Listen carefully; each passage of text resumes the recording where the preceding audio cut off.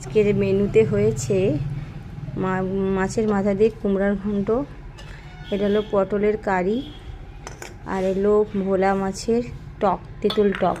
তো আজ প্রথমটা মোটামুটি খাবো, এটা একটু সরিয়ে দিই, মাছ পরে খাবো।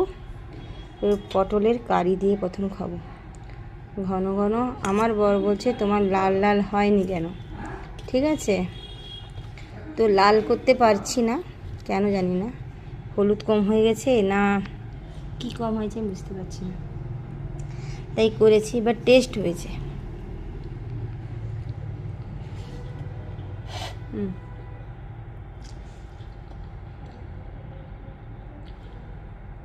কেমন আসেন টেস্ট? যাই হোক,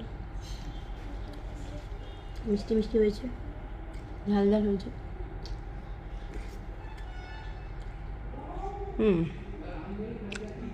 কালারটা একটু লাগতো, কী করে আনবো, হলুদটা কম হয়েছে মনে হয়।